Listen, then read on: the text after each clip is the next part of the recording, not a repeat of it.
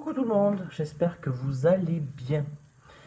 Moi qui pensais que ça allait être facile, que ça allait être comme sur un bateau sur l'eau qui traverse l'Atlantique et qui finit à New York, eh ben finalement c'est un petit peu Titanic, hein.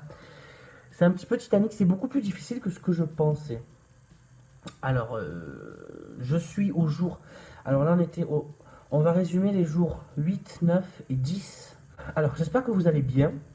Je voulais remercier toutes les personnes sur Insta, sur YouTube et sur TikTok aussi. Parce que j'ai fait des petits comptes de partout finalement.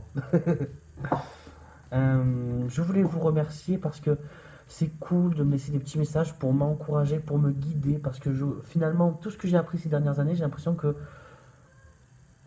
c'est beau, que c'est confus, que... Ouh là là. Il y a un avant, quand tu prends soin de toi, que tu remets une alimentation équilibrée, tout ça, mais que une vie active, mais que tu as des enfants,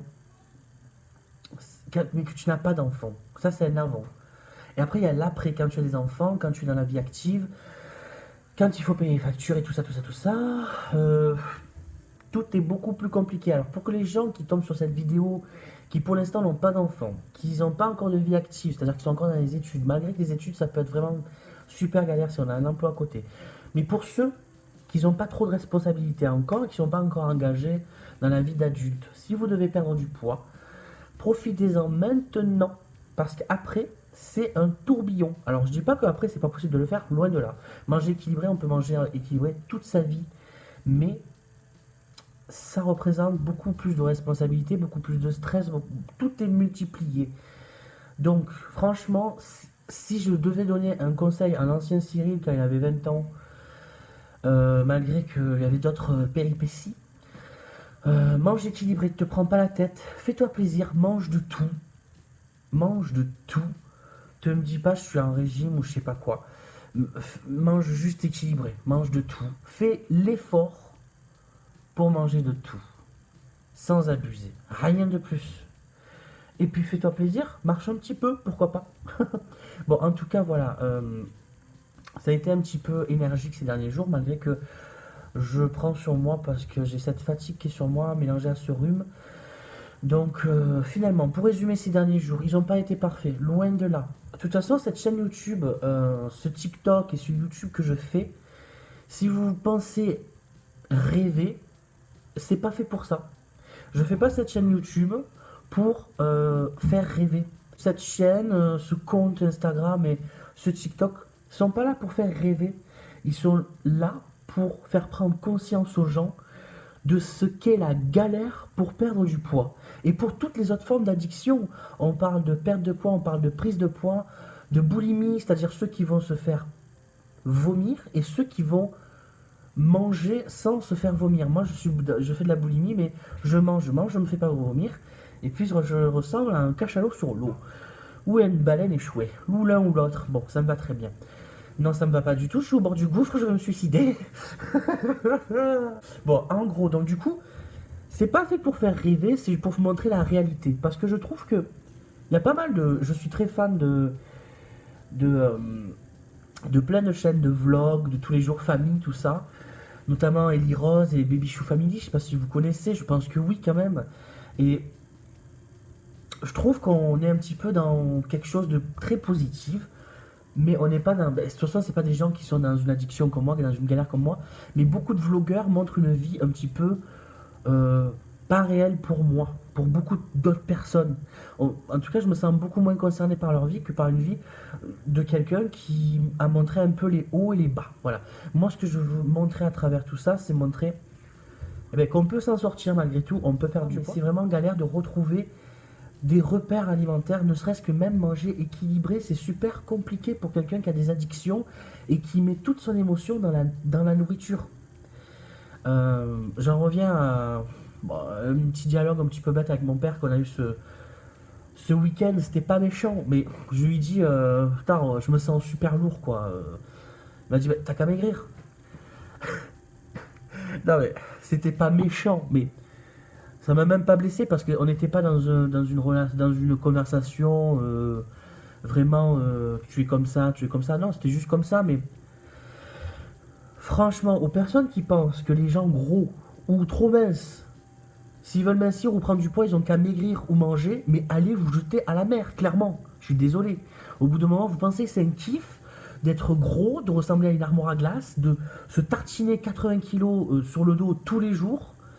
Tout est un périple, sachant qu'il y a la charge mentale qui s'ajoute, et le passé aussi, parce qu'il y a des facteurs à tout ça.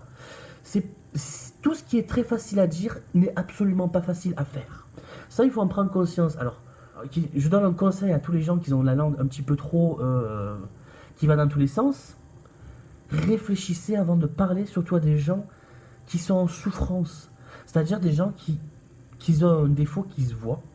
Parce qu'il y en a beaucoup qui ont des défauts qui se voient pas. Mais il y en a énormément qui ont des défauts qui se voient. Réfléchissez avant de parler à ces gens-là. Parce que bon, aujourd'hui, la situation familiale fait que je suis adulte, donc les discours que mon père va me donner, ou que les deux personnes qui ont été un peu vecteurs de cette prise de poids, c'est ma tante et mon père. Ils n'ont pas été méchants envers moi petit, mais ça, en y réfléchissant, ça a été des vecteurs de prise de poids incessante. Voilà. Jusqu'à l'âge adulte, et après, il y a le... Voilà, je ferai une biographie, moi et ma vie de merde un jour. Non mais donc du coup, je pense qu'on n'est pas les seuls à penser que il faut arrêter de toujours penser que c'est si simple, des choses qui sont faciles pour vous. Voilà. Après, je dis pas, nous aussi on a des causes aussi, on n'est pas obligé de manger non-stop tout le temps, il faut faire un travail sur soi-même, il faut continuer, se battre, ne jamais lâcher. Mais aujourd'hui, je suis à 31 ans et je galère tout autant qu'avant, malgré que j'ai appris plein de choses sur la base alimentaire, j'ai eu des diététiciens. C'est pas facile, c'est pas facile. Donc ça, il faut le comprendre, tout simplement.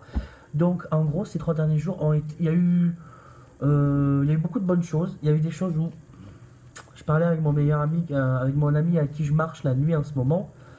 Je disais, nous, les personnes qui ont des problèmes d'addiction ou d'alimentation, on est comme un petit peu déréglés. Je prends l'exemple des enfants. Un enfant, quand il mange, en général, quand il a plus faim, il s'arrête de manger. Et des fois, il mange des toutes petites quantités. On se dit, mais tu vas pas avoir faim. Mais en fait, il n'a pas besoin de plus. Je parle d'une alimentation saine et normale pour un enfant. Hein, ce que je donne à mon enfant quand même, parce que j'essaye de ne pas répéter ce que moi j'ai eu.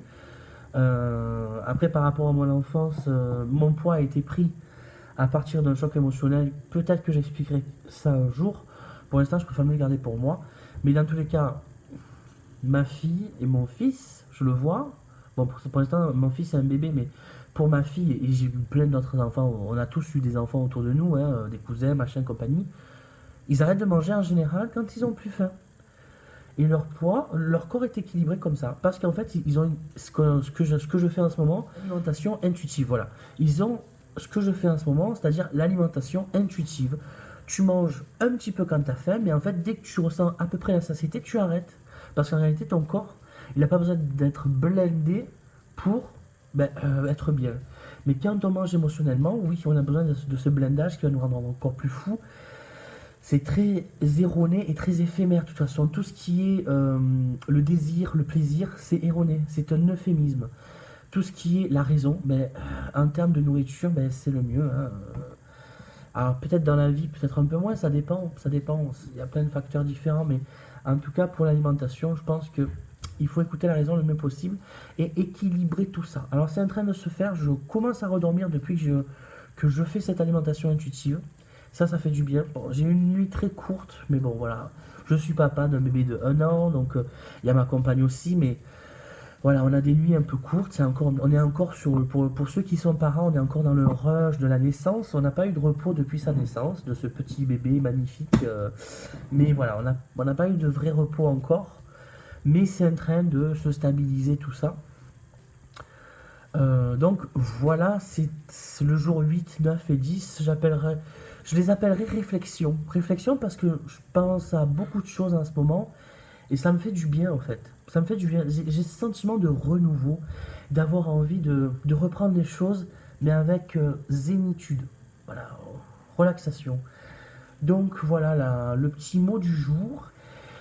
Je vous souhaite à tous de réussir vos projets physiques, mentaux, professionnels, familiales, amoureux.